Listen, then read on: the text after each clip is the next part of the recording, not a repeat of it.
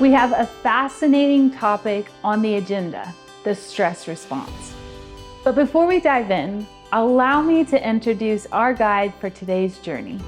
Please meet Tammie Hayworth, our Community Restoration Coordinator at No Boundaries International. Tammie will be taking us through a short exploration of the freeze response and its crucial role in understanding stress reactions. Perhaps you've experienced overcompliance, people pleasing, where you say yes, it just happens and you don't even mean it. It just becomes a default, even when it conflicts with your own desires and your own schedules.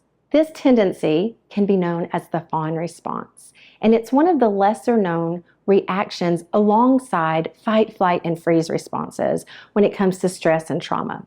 Let's jump into what the Fawn stress response is and its relationship with fight, flight, and freeze, as well as the importance of reorganizing our nervous system to respond rather than to react to stress and trauma.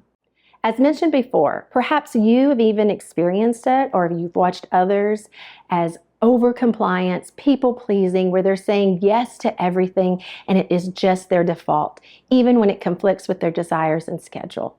When you pack your calendar so full that you can't say no because you have this innate need for acceptance to feel safe. This tendency is known as the Fawn response, and it's one of the lesser known reaction behavior patterns. It can be exhibited as never having your own opinion or just mirroring what the people in front of you are saying or doing because it ensures your acceptance by the group.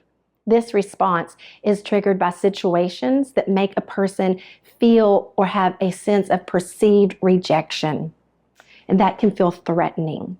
And even if it is a false perception, it will still cause the Fawn response. The fight, flight, and freeze response are well-known reactions to stress and perceived threats. Fight involves the confronting of the threat.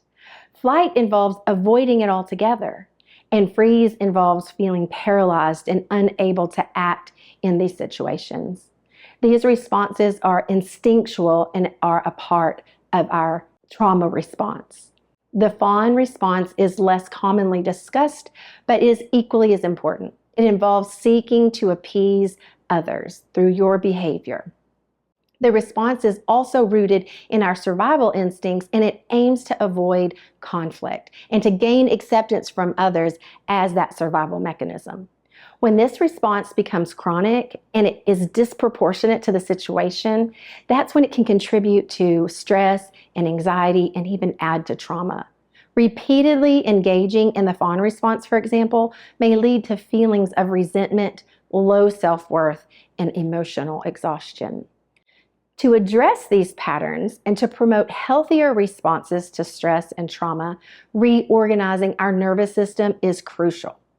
This involves developing greater self-awareness, learning effective coping strategies, and engaging in practices that promote resilience and emotional regulation.